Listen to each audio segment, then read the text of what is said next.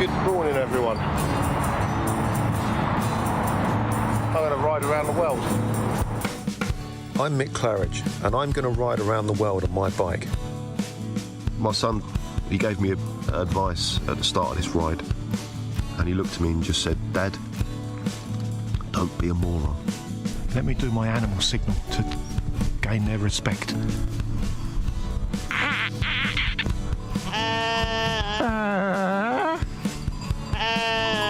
How's it going, Sally? Yeah, I'm alright, Mick. How's it going? Worse than that bit in Lord of the Rings where they go into the top and the spiders in the tunnel. I'm just hoping there's a spider at the top of this one to kill me. Freezing. And I failed. I moroned up the ride.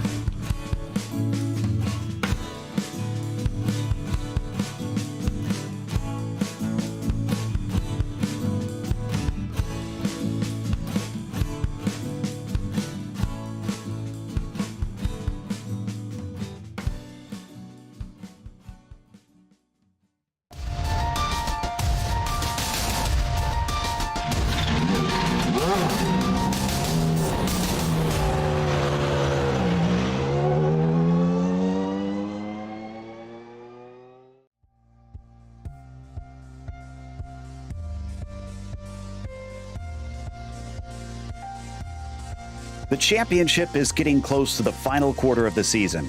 With Tom Daly's lead looking so extensively large, it's going to be difficult to track him down. Their fight to defeat him in 2022 will definitely have to start now as we get ready to watch round 14 of the Sunday Drivers' Cup. And you'll see it all live here on the Global SimRacing Channel. Hi, I'm Joe Peak, and with me in the booth is DJ Clark. Behind the scenes is our director, Ryan Bauer, and he's using cameras provided by Dougie Beard. Laguna Seca has been a part of the base content in iRacing since pretty much the beginning. But if you aren't as familiar, why don't we head to our track guide to learn more?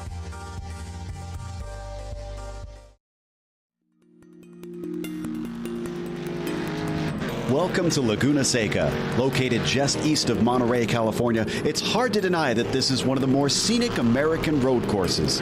It travels up and down a hillside which not only offers spectacular views, but one of racing's most iconic corners. Clocking in at 2.25 miles in length, 11 turns split up the current configuration. I say current because up until 1988, the track's layout was shockingly simple with a mere 9 dangerously fast corners. But despite becoming a much more technical track, this difficult nature was retained in its modern form. Turn 6 in particular places an emphasis on precision and daring with its tricky dip at the apex and narrow racing line. But the most well-known spot on the track is of course the corkscrew. Blind and kinked on entry, it then whips the driver through a chicane which drops you nearly 60 feet. It's earned a reputation worldwide for forcing even the most daring competitors to second-guess themselves. But there's honestly a refreshingly wide variety in types of corners, making it a perfect track for driver coaching and training. Elevation changes, differing cambers, and every sort of apex imaginable leaves seasoned veterans and newcomers alike spending hours trying to perfect a lap. With the track becoming popular for hosting IMSA, IndyCar, and MotoGP in its recent history, it also brings out lots of vintage racers due to the Monterey historics each year. Likely to remain a fixture on the American racing scene, this legendary circuit is almost always high on drivers' best of lists. Its history and its uniqueness are sure to delight all for years to come.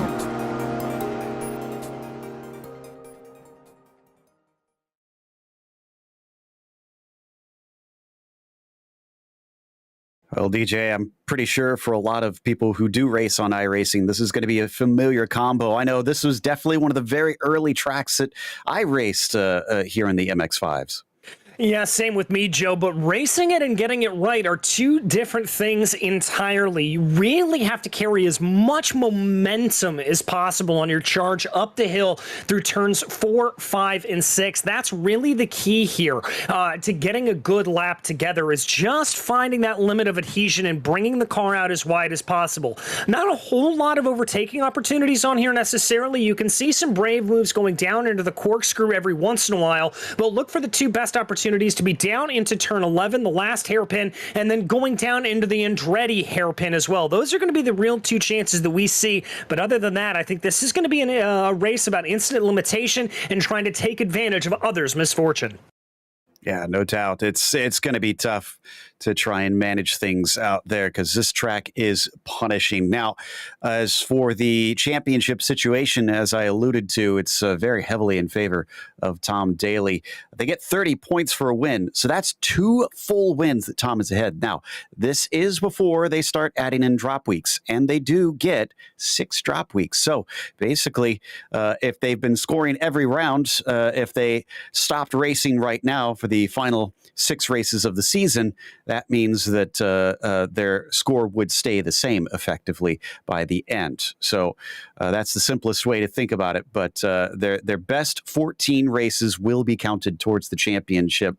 And honestly, it's basically become a battle for best of the rest. Cavisto, the current reigning champion, looking less and less likely that he's going to defend that crown here.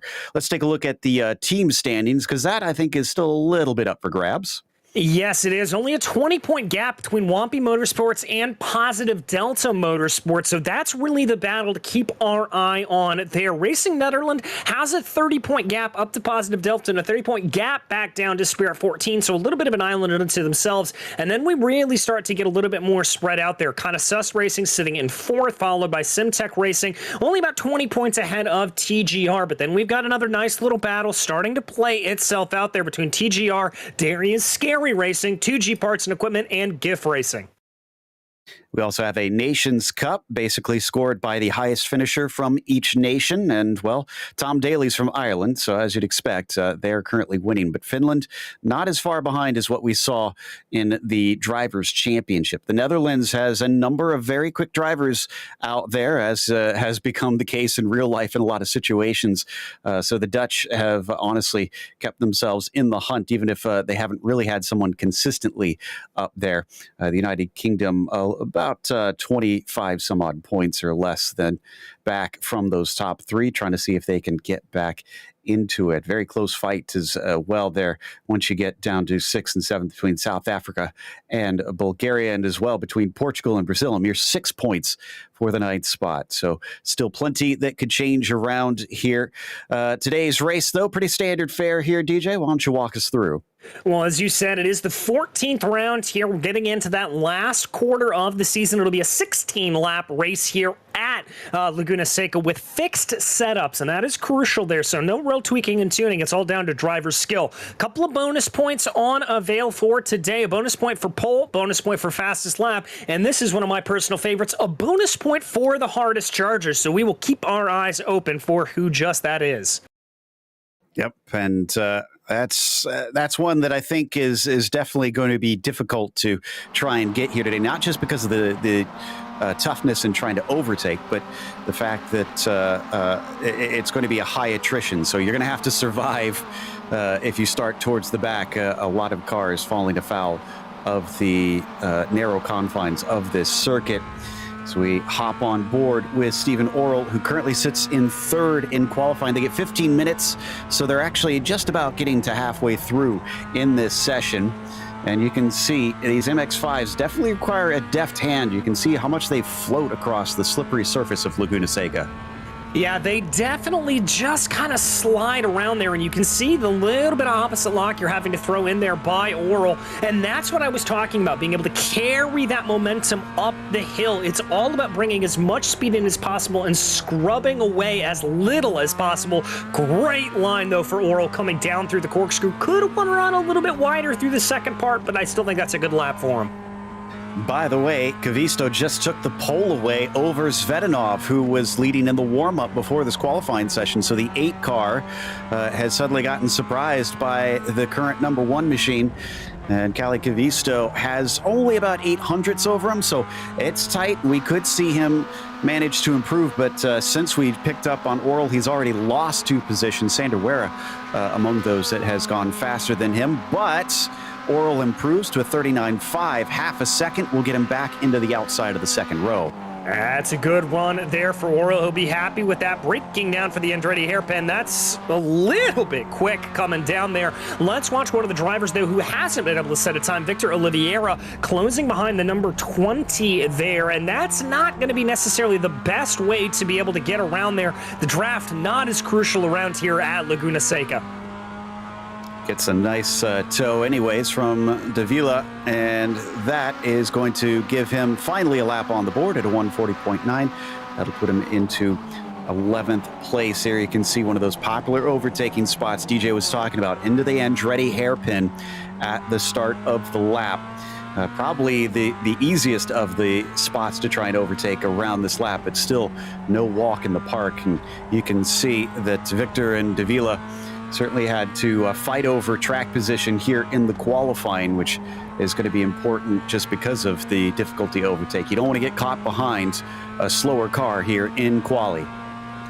No, you really and truly don't, and that's why I said you really don't want to be driving behind other drivers like you saw. Ooh, Davila way off of the line there. Davila just not getting that together. That looked like a little bit too much speed coming up through turn 5. Let's see, though. Jordan Zvetinov maybe on a little bit of a charge here. I'm seeing some purple times on the charts, Joe.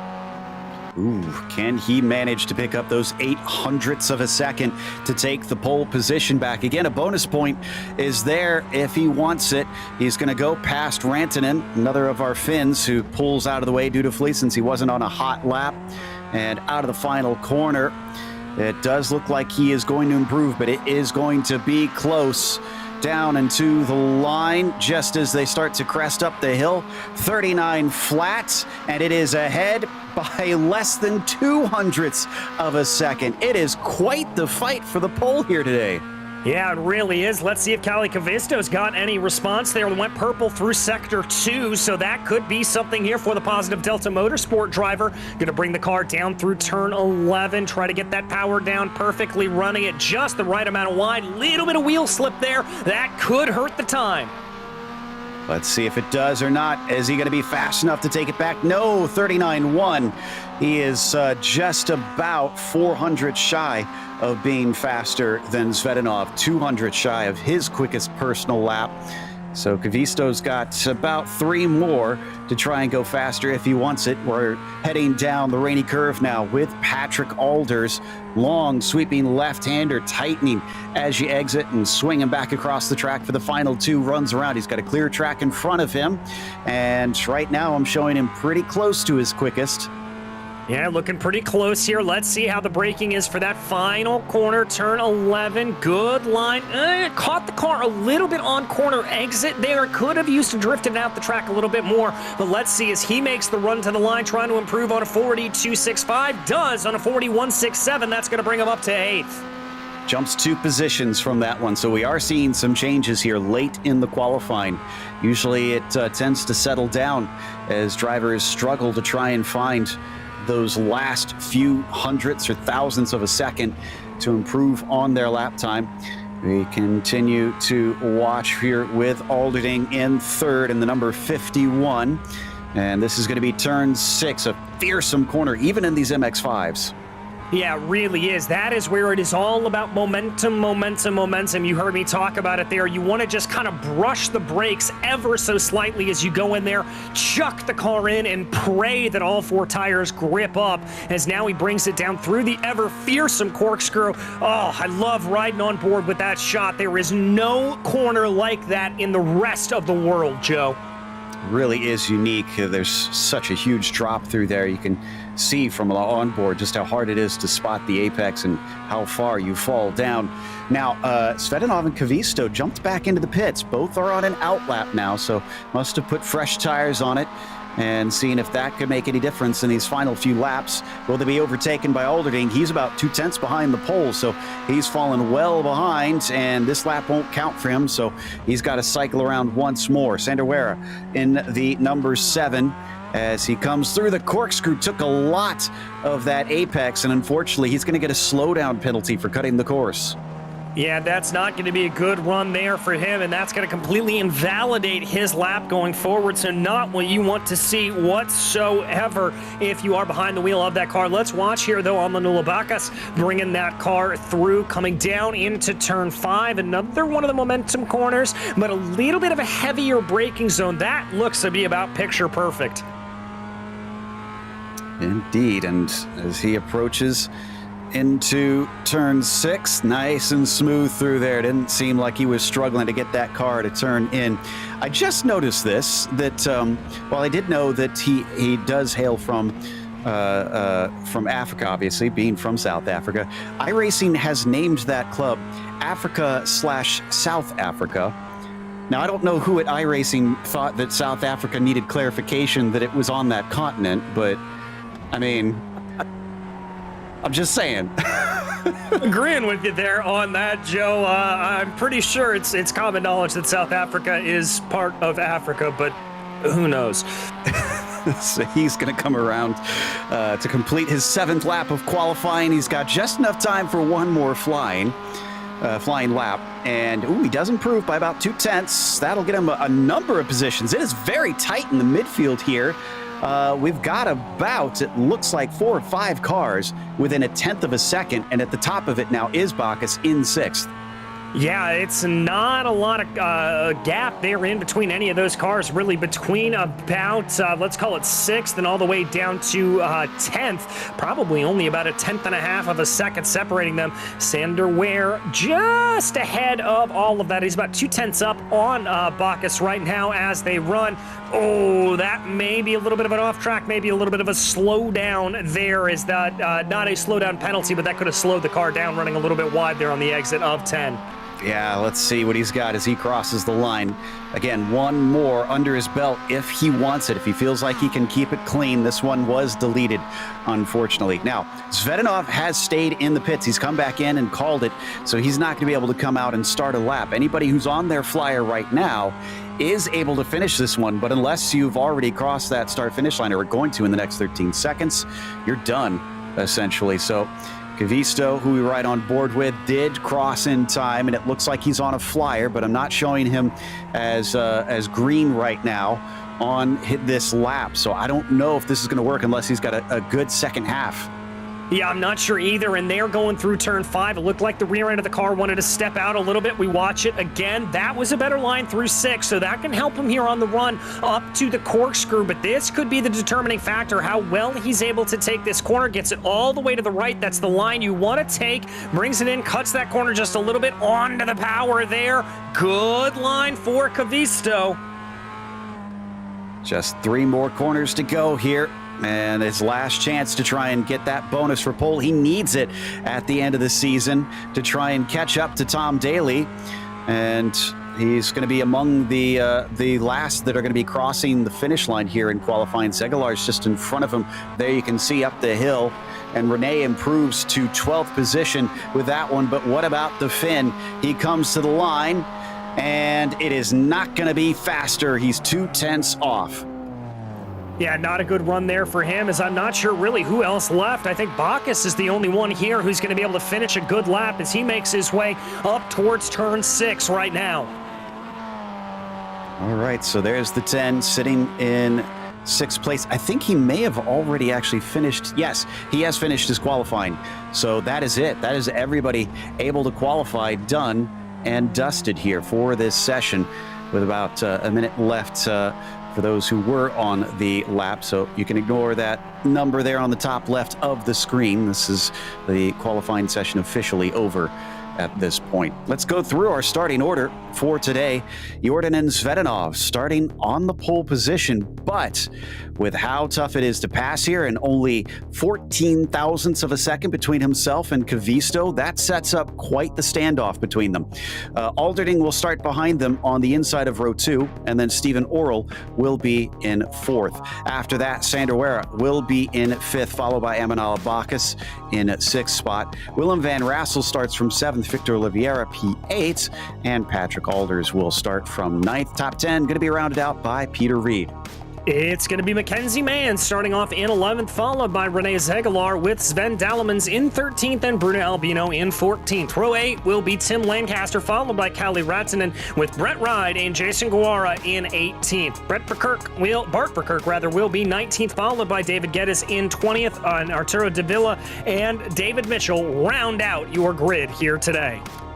Now, our eagle-eyed viewers may have noticed no Tom Daly mentioned in there at all. So our current points leader is not out here. It's very good conditions for the track this morning run at about 81 Fahrenheit, 27 Celsius on the track surface itself. Don't think there's going to be all too many concerns about tire temps. No, I don't think there will be, as well as we wait for the last couple of drivers to grid up onto the field here. Not that long of a race, only 16 laps. Gotta go for it early. Indeed, these races last roughly 25 minutes, even though they are according to laps. They're not times, but they try and get them as close as possible to about the same race amount every single event. We're waiting on Verkerk and I think Mitchell out here. Those are the last two that need to grid up, and they've got about a minute, so there's still plenty of time for both of them. Now it's fixed setup on these cars, so we can't do anything in this time to try and tweak that, but they can get themselves mentally ready to go once the green flag drops, especially with the standing start that you have in this series. It can be a little bit chaotic, especially here at Laguna Seca, plunging down into the Andretti hairpin. And it looks like Mitchell's out there, so now it's only Verkerk. Will he actually take to the grid? He's got 30 seconds left, still some time, but he's making sure everybody has to wait as long as possible for this one, perhaps adding to the nerves of those that have been sitting out there for some time, just raring to go. And now down to 10 seconds left. I wonder if Verkerk's maybe... Nope, he is going to start on the grid. He's plopped his car out there. Here we go then. The engines now start to rev as the lights come up for round 14 in the Sunday Drivers' Cup. And the green flag is out. Svetanov looks pretty decent off the line. Puff of smoke, though, from Alderding as he spun the tires up. Doesn't look like it's hurt him too bad. They start to pick up speed coming down into the Andretti hairpin, and they all try and position themselves on where they want to go.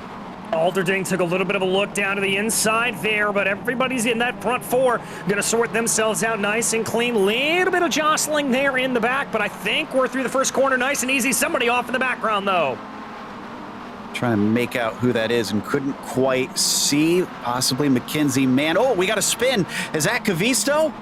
No, that's Backus. Backus has been turned around and another driver goes off. Peter Reed looks like he's had problems, and it is a mess. Not in turn 2 there into Andretti, but out of 3 instead. Yeah, not where I expected there to be some big problems there, Joe, but it certainly looked that way. Here comes Cavisto, though, trying to take a little bit of a look. We've got another car around. That's Oliveira in the back. Oh, Victor having problems coming through turn 5. He's going to get it going, but his momentum is stunted up that steep hill. That's going to hurt. Svetanov and Cavisto remain our top 2, with Alderding trailing in 3rd. Honestly, what those wrecks have done has meant that 4th to 5th is massively separated on this first lap. It's already 3.5 seconds. Yeah, it's a big gap there as they run. A little bit of a closer battle farther back in the field, but we've got some pretty big separation here up and down the order as they run. And these top 4 trying to break away. And indeed, actually, these top 2 of Svetanov and Cavisto trying to be able to break away from Alderding and Oral. Some of those incidents did force drivers into pit lane. They do have spare cars, but they're going to be massively down since there are no scheduled pit stops. Backus and Guerrara have found their way in there. We'll see if any of the other damaged cars have driven them back, and they'll be showing up momentarily. But back into the hairpin for the second time in this race. Svetanov is still being chased by Cavisto, so my prediction is starting to come true. Looking like these are going to be 2 evenly matched warriors. Yeah, it looked like Cavisto had a little bit of a better run there coming off of the Andretti hairpin, but just not able to capitalize. Now it comes into the part of the track that you really just try to minimize those mistakes. A little bit of one there up ahead from Svetanov, running a slightly bit wide, and you can see Cavisto starting to close in behind. A poke to the nose of the inside there, down into turn 5. That's not a commitment to a move, I think. That's just seeing if he can maybe scare Svetanov off the line a little bit. The one that's really capitalized on all this is Verkerk. He's up 11 positions. He's got a few others that managed to avoid all that as well. Lancaster and Ride are both up 8.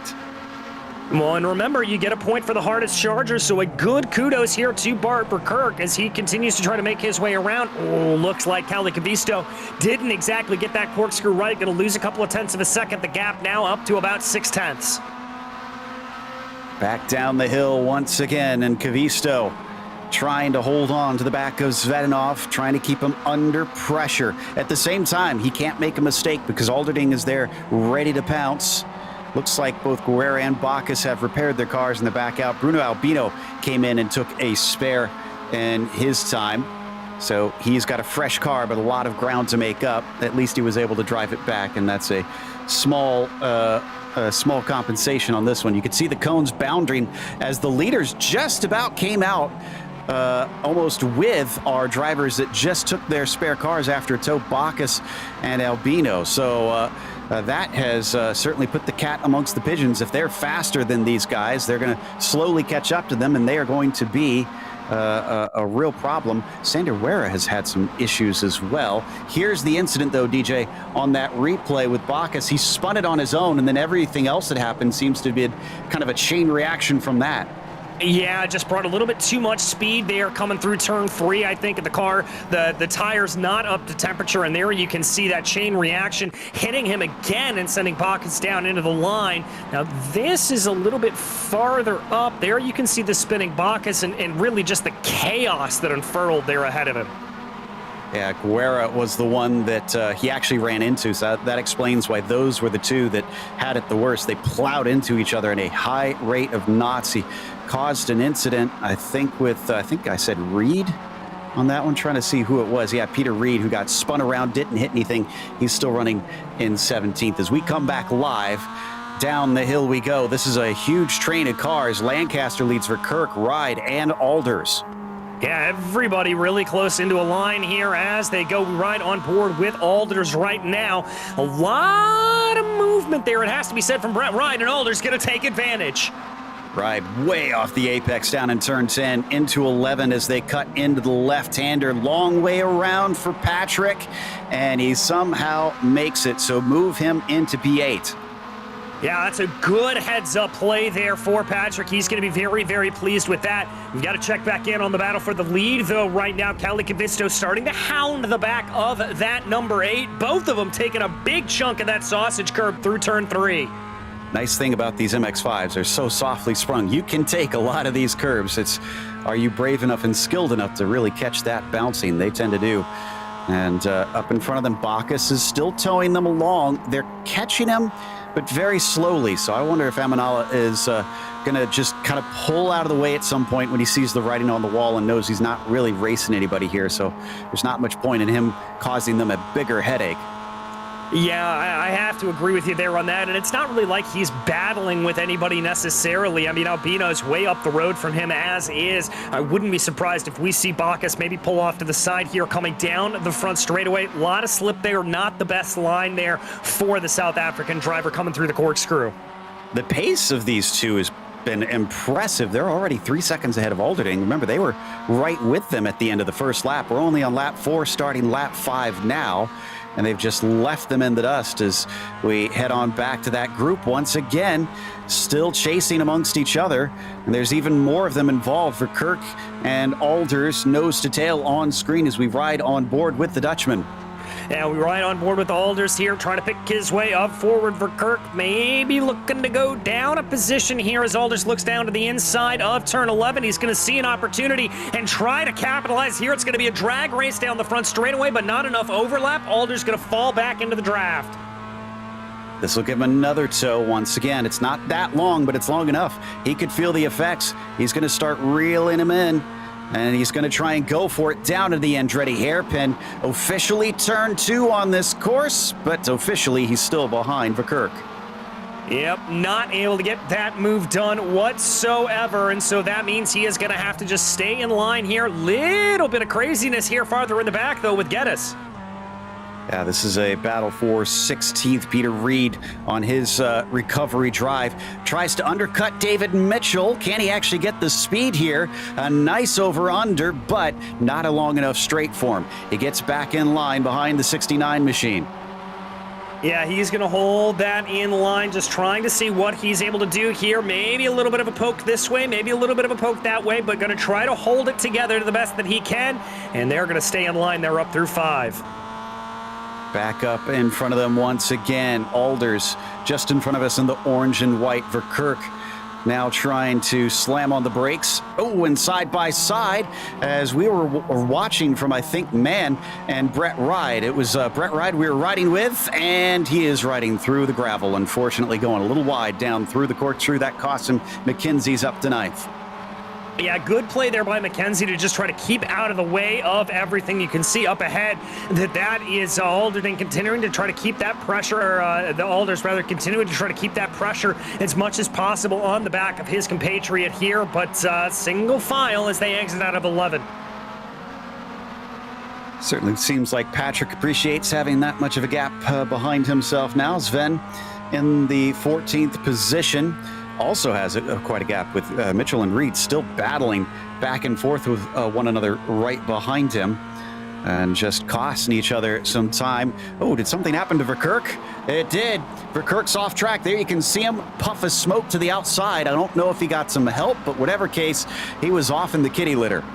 Yeah, way off into the kitty litter there. I've got to think that there was either a little bit of help or he just missed his braking zone by a country mile there. Let's watch this. The 40 here, the black and red machine coming down into the braking zone. Does he maybe clip a little bit of the grass?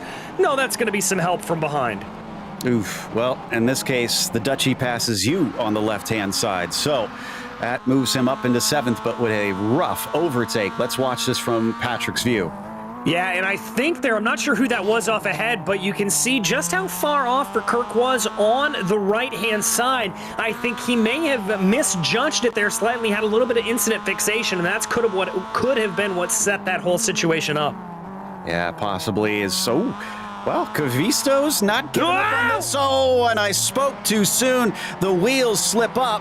Now, this isn't a spot that he's losing right now. That's Amanala that is going to go on by. But the gap has gone from less than half a second to now suddenly it's crawled up to about 3.5 seconds. I don't know, even with as many laps as he's got left, if he can make that up. I'm not sure if he can either, and I think that was just a situation there, Joe, of pushing a little bit too much, too hard here.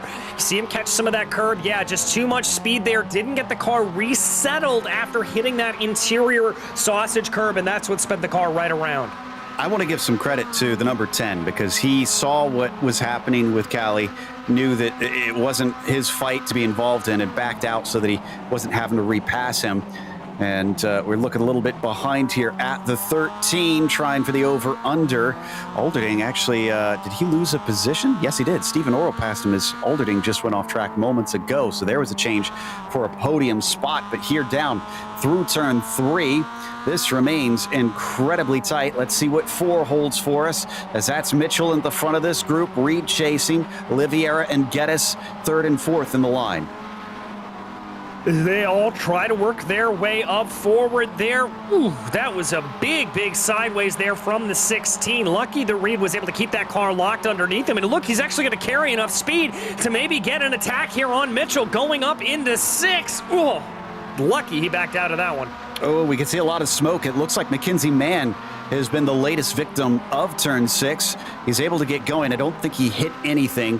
There he is, just slowly puttering up the hill. And ahead of him, the battle carries on. Reed and Olivier, with Reed currently the victor. But let's watch. And it's another curb strike. Yeah, just a big bounce there on the curb. Yes, you can take a lot of those sausage curbs in these MX-5s, as we said, but not at that rate of knots. That's always going to send you around. Well, and the car's so compressed right there. I'm sure it just absolutely bottoms out. It's a good thing it isn't real, because I'm sure they'd have sore backs from that one as we watch this group come up to tick off lap number 7. Mitchell still at the front of them. And do we have a side-by-side? Rantanen just past Dallemans in front of him. There you see him just going underneath the yellow machine. That's the fin of Rantanen up into 11th now. Yeah, doing a good job there. Dallemans looking a little bit offline there, coming through the Andretti hairpin. You saw how that car got a little bit sideways for Kirk. Now the latest one to take a big chunk of sausage curbs on the inside. The UGX Sim Racing machine, little bit of a look there, going down into 4, but no moves getting done. Nope, not quite yet. Just sticking with it for the time being. David Mitchell also kind of giving a watch from behind them. Counter steering into turn 5, trying to keep the momentum going up the hill. We are now at the halfway mark of this race. So time's running out. If you're stuck behind somebody, better start making moves. And better start making them up pretty quick here as they go. Somebody who's certainly thinking about trying to do that is Bart Verkerk. Definitely going to have a look down into the corkscrew. That was ambitious, but too ambitious. Can he get it safely back on track? Just barely, as drivers having to dodge around. Mitchell and Oliveira finding a hole some way past Verkerk. That was very lucky indeed as they work their way forward there. Verkerk not in the best position. Here's Oliveira, though, going to be a little bit of side-by-side. Very shallow for David Mitchell. It's going to be an over-under easily for Oliveira. Yeah, man, he's got way better momentum, and before they even reach the start-finish line, he's going to be ahead. Yeah, way better momentum there, and that is going to bring him up alongside. Is he even going to have a little bit of a fight back here, though? Let's see if he's going to make the late dive. Not going to happen. Oh, contact there with Verkerk from behind. Yeah, just didn't quite anticipate him steering down that early, and just nose to tail. I think no harm, no foul on that one, so looks like they got away with it. That's Peter Reed in the silver and blue, though. Oh, and way wide for Verkerk once again. Catches it before turn 4. He's going to be shallow into this right-hander. Doesn't even bother with the apex. He goes off course again. Reed says, thank you, I'll take 15th. I think Reed is also maybe letting some expletives out there, as that was pretty darn close to contact there between him. That was a very scary moment. But Bart Verkerk, I want to give him credit for keeping all 4 tires pointed the right way. I know I wouldn't have been able to do that at all. Other than the 3 that we mentioned earlier that needed the spare cars, we haven't had anybody else visit pit lane, and Verkerk side by side with Geddes that time. Unfortunately forced off the track, having to take the wide line through turn 6. Geddes does not overtake. He'll sit patiently back in 17th. Yeah, him not looking like he wants to do it. Verkerk able to get the line right there through the corkscrew this time through as the leaders cross over the start-finish line here to start working on lap 10. Only 7 to go, Joe. Yes, indeed, as they come through the final couple corners. You can see them down into the last hairpin there. Very slow. One of the slowest turns throughout the lap. And he's still trying to play catch-up on all those cars that he was racing with a little bit earlier, but Verkerk just hasn't had a great day. I say that he is up 3 from where he began, but it definitely seems like he could have been much higher up in the order if it weren't for some mistakes that he's had. Yeah, I have to agree with you there as we ride on board with Peter Reed, taking a little bit of a narrower line there through the Andretti hairpin, but look at all that it was able to gain him up on David Mitchell, and Sven Dalman's up ahead of him. Reed really looking like he's in control of the car here. He has gained a boatload of time. Wonder when we get to the start-finish line for Zvedanov and Kavisto, if we could maybe take a look at the lap comparison between the 8 and the 1 car, because it's going to be about 4 laps since the mistake from Cali once they cross that line. And that could be interesting. Are we thinking 3 wide? I don't think this is going to go well. Through turn 6, somebody's going to have to back out of it, and it winds up being Dalemans who gets the worst of it. Reed in the middle, and Mitchell comes out ahead in that game of chicken. Yeah, that was a very, very scary moment, Joe. You can't go 2 wide, let alone 3 wide there down into that corner, as there we can see them coming across. I got to give credit here to Kalle Kavisto. He's putting on the afterburners here and closing down on Jordan and Zvedanov. Kalle must have heard me say I don't think he's going to catch up to him, taking that personally, because he's just, look at that, 0.8 of a second on one of them? That is unbelievable. Where was that pace in qualifying that he had over him? I'm not sure, but this is just insane how close he is able to be pulling in here, and the gap just continues to come down. Kavisto on a charge. He's got it under a second. Man, if he's got this kind of pace advantage, when he rocks up to the back of that number 8, he better continue to use that. Yes, I know it's hard to pass here, but surely that's enough that he can try and sneak through at some point on Zvedanov, especially when they get to the line. It's going to be 5 more laps. That's not a lot, but 0.8 of a second faster, to me, implies that's 5 laps is plenty. Yeah, I have to agree with you there on that one. As here they come down into the corner, watching on board with Kalle Kavisto for the Positive Delta Motorsport driver, bringing some good speed here. That gap's come down a little bit. I'm not entirely sure where he's making up all of this time, Joe, but he is just cooking. Yeah, I didn't see anything that looked like he was that much quicker when he was riding behind. He wasn't making aggressive charges to try and take the position back, wasn't doing anything silly. Maybe that was just it. He was just preserving the tires in the car to keep them underneath him until the end. 5 laps to go now as they cross the line. Kavisto's down to 0.6 of a second that last lap. A 39.7 for the Finn. Zvedanov only ran a 40.3. And that's a full 0.5 of a second faster. I mean, that is just absolutely ridiculous there for Kalle Kavisto to be able to close that time. And let's not forget here that this Laguna Seca circuit is only 2.3 miles. It's not that long of a circuit, and to be able to gain that much time is just purely remarkable. He had to have been gaining every single corner and been faster in each of them compared to Kavisto. So here we go, back up the hill once more. It's about 8 seconds down to Orel in third, so that's why you can't really see the next car back in any of these shots looking over the deck lid of Zvedanov. Both of them, no, I was about to say both of them clean, but not so with Kavisto as he kicks up the dust, trying to push the limits of the track. Was he pushing a little bit too much there, potentially, as they now dive down into the corkscrew? It looked like he was starting to close in a little bit more, but the gap expanding back to about 7/8 of a second here for Kalle, for the first time in a while, showing up as positive on the sector charts. Down through the penultimate turn. They're coming upon traffic now. Arturo Davila is just in front of them. They've already lapped Backus, so this is only the second car. Arturo is well aware of the situation. Kudos to the 20 as he just simply pulls out of the way and lets them past. Yeah, that's what you want to see here when you've got a closely fought battle between the leaders here. And credit to Jordan Zvetinov, able to grow the gap by about a tenth and a half here as we've got a little bit of a battle further back in the field. I think we've been watching this here and there a number of times.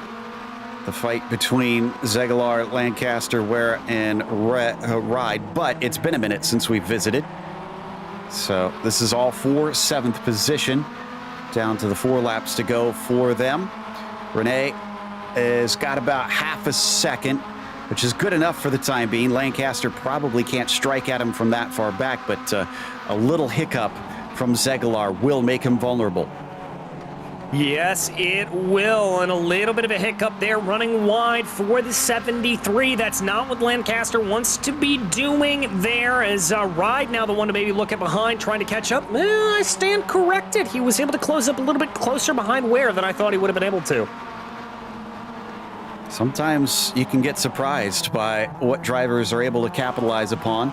Speaking of which, Kavisto capitalizing on a huge chunk of pace advantage over Zvetinov and is there. It's going to be 3 to go at the line. Remember, he lost a bit. It's going a little bit wide up through turn 6 before. It's back down to under 0.6 of a second. Yes, it is. So coming to the line here with 3 to go. Not a whole lot of time left to run right now as they go. But I think he's going to be feeling a little bit of the draft here. Is Kalle Kavisto working his way up forward, able to take a pretty sizable chunk out of that last one, about 2.5 tenths of a second on that last lap. Now, aero wash isn't really a thing in these cars as far as I'm aware, so I'm surprised that he is struggling now that he's caught up to the back of him. I would think it would almost be immediate, not that he'd have to kind of edge closer like you'd see in open wheelers. No, I don't think so either. I think that he was just set back a little bit in pace by that, and I wouldn't be surprised here at this point if he's maybe just holding in position, wait for the opportune moment to really strike out here at Jordan Zvetinov. Yeah, that's a good point. Not wanting to ride too close, just trying to wait for the right opportunity. Well, this is close, but turn 6 is definitely not a traditional passing zone. He pulls out of it a little bit. Now coming up to the corkscrew. This can sometimes see attacks if you're very hungry. But is Koivisto salivating at the opportunity, or does he have the patience to wait for a treat? Looks like he's going to wait for it. There is indeed a little bit of dab of the brakes, diving down through the corkscrew. Coming to the line here with 2 to go. Joe, I've got to imagine we're going to see a big chuck of the car here, maybe down into the Andretti hairpin, or maybe even on the last lap coming down through turn 11. Yeah, remember, Kavisto really needs this win because of the points, because he needs to try and chase down Tom Daly, who's going to use up one of his drop weeks for this one. Doesn't get infinite. Only 6 of the 20 will be dropped from his score if they are the lowest, and a 0 definitely will qualify as the lowest. Here we go. He's right up underneath them, but doesn't even poke his nose out. In fact, that was a much wider entry there from Kalle. Yeah, it was. I think he's just trying to maybe see if he can scare Zvetinov off the racing line a little bit, see if he can force a little bit of a blunder rather than having to get his elbows out and go through. At least that would be the position that I would want to be putting Zvetinov in if I were Kalle Kavisto. Well, the laps are dwindling, and he's got to do something. If he wants the win, he's going to have to fight Zvetinov for it. Zvetinov on a single victory. Have to check the stats to see how many Kalle has gotten so far this season. Pretty sure he has at least one of them. They come through turn 6. Again, just riding very close to that rear bumper. Yeah, very, very close behind, just trying to fill those rear view mirrors of Zvetinov as much as possible. Too far back here to really logically have a look down into the corkscrew, and you see him just moving off to the right there, a little bit under braking, trying to set up the optimal line.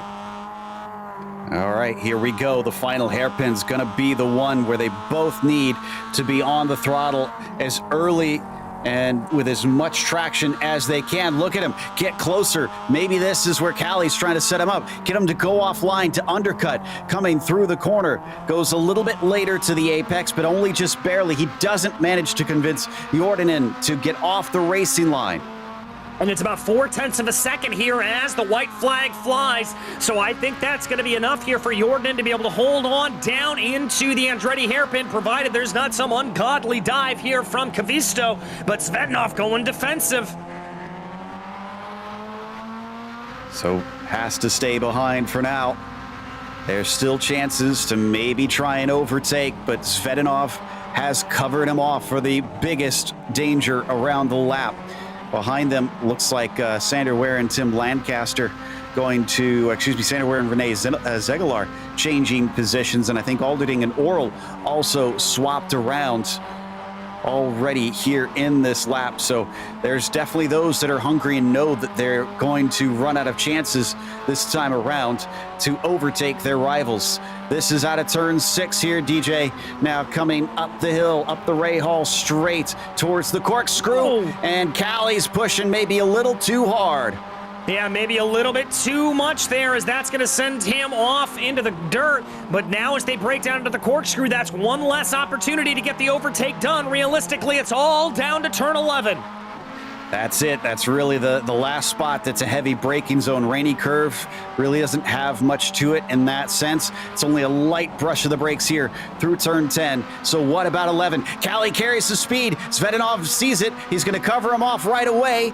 Could this be that over-under that I thought was going to play out on last lap? No, he's going to try to go the long way around. Goes extremely wide, and it's close, but it's not close enough. Svednov is going to get win number 2 this season here at Laguna Seca.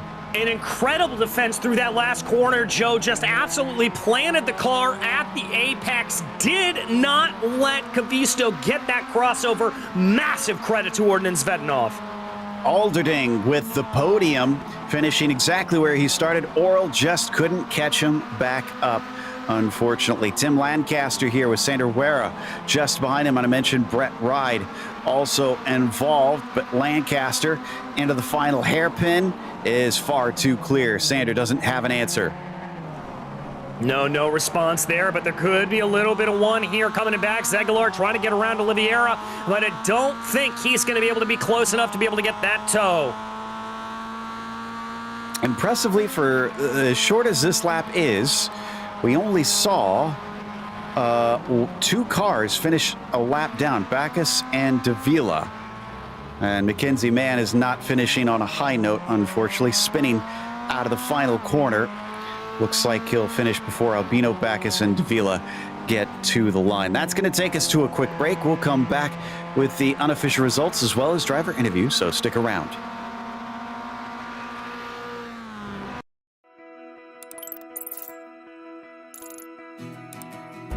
iRacing is a sim racing game that combines a true-to-life racing experience with an online community of virtual racers from all around the globe. iRacing offers a multitude of officially licensed cars and tracks, laser scanned with millimeter accuracy. Their car models and mechanical systems are based on real-world physics, engineered in cooperation with manufacturers and race teams. Their skill license system ranges from rookie to pro, ensuring members are always pitted against those with similar skill sets. Members are able to sign up for a weekly race series, compete in time trials, host a private race with friends, and participate in racing leagues created and run by the community. With over 170,000 members, iRacing works in partnership with renowned motorsports organizations like NASCAR to deliver virtual races based on the real-life NASCAR Cup Series, as well as many other series on the NASCAR ladder. iRacing also features team racing, providing a variety of options for members to create and manage their own teams. Race with friends or real-world teammates in full-length endurance events like the 24 Hours of Daytona, Spa 24, or the Bathurst 12 Hour. Additional partners include IMSA, World of Outlaws, Supercars, and IndyCar, allowing members to race in their very own Indianapolis 500, Bathurst 1000, Chili Bowl, and many more iconic events. This is iRacing, delivering the most authentic racing experience short of getting into a real race car. Sign up today at iRacing.com.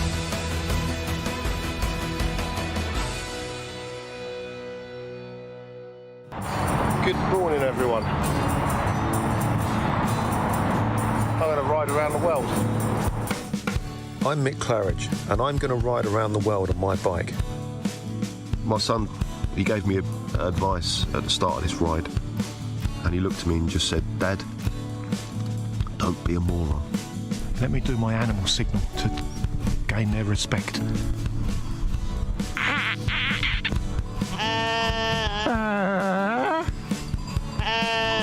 How's it going, Sally? Yeah, I'm alright, Mick. How's it going? Worse than that bit in Lord of the Rings where they go into the top and the spiders in the tunnel. I'm just hoping there's a spider at the top of this one to kill me. Freezing. And I failed. I moroned up the ride.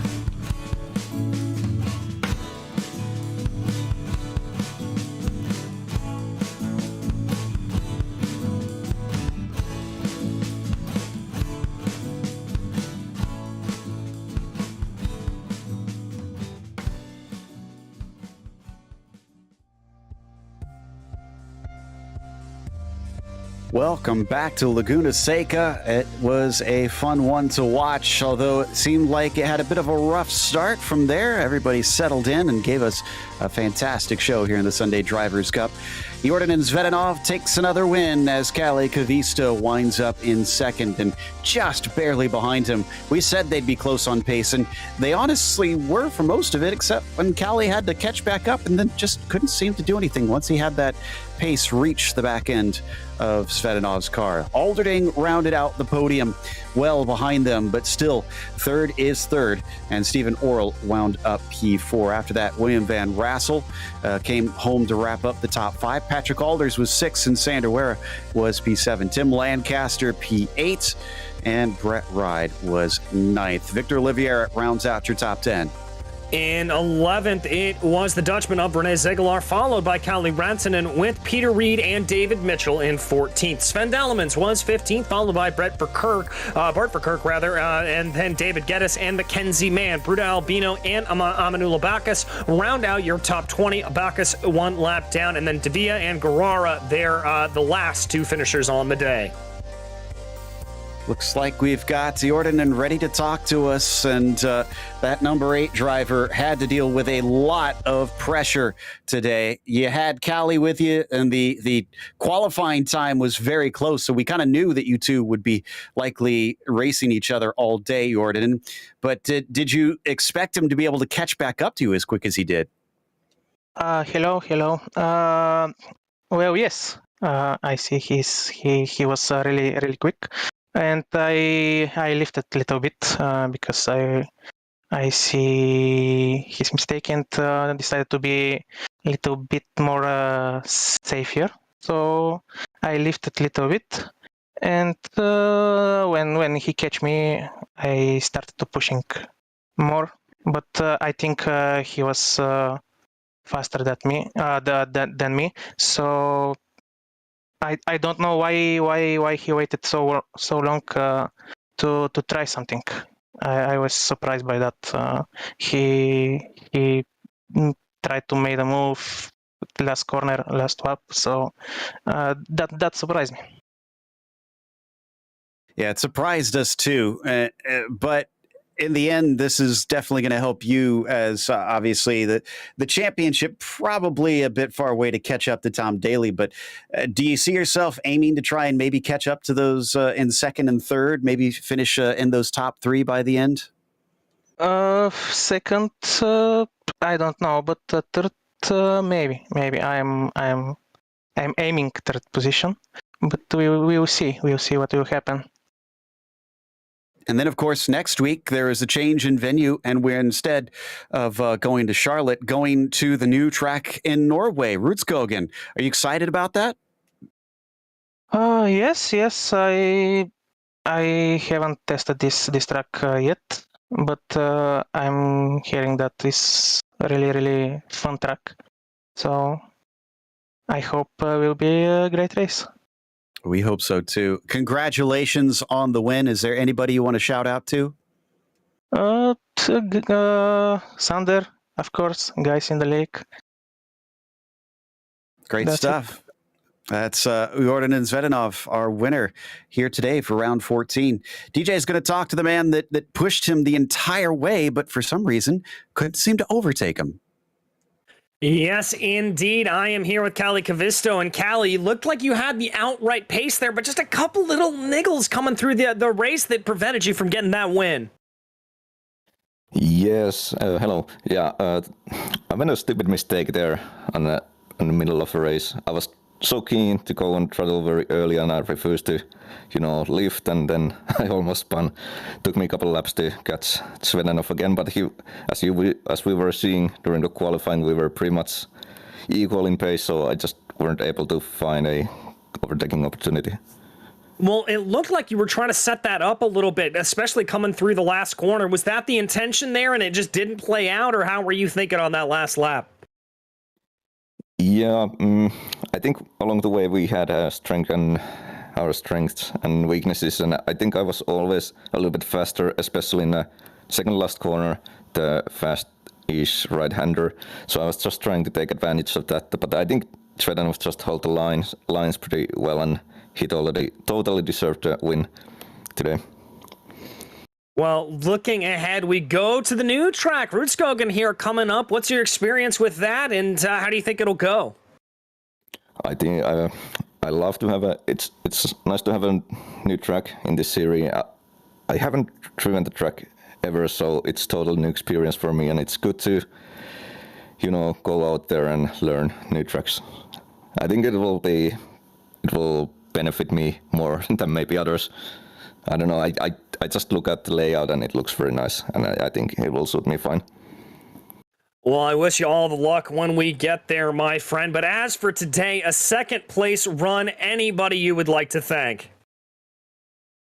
Well, first of all, you guys commentating, of course, and all the people in the series, all the drivers, Sandovar organizing this league, and last but not least, of course, if there was somebody watching, thanks for tuning in. Hopefully you enjoyed the race as much as I did. Thank you. Well, thank you. That was Callie Cavisto, your second place finisher here today, Joe.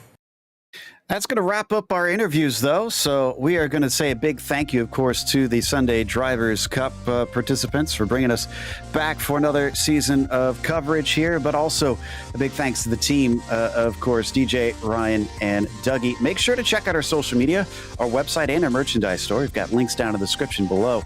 And don't forget to subscribe to our YouTube channel so you don't miss a moment here on GSRC. As we said, the next race at a brand new track here on iRacing, Rudskogen. That'll be Sunday, October 2nd at 5 p.m. Eastern. Be sure to check out our other broadcasts that we have listed on your screen. And until next time, race clean, race hard. We'll see you on the track.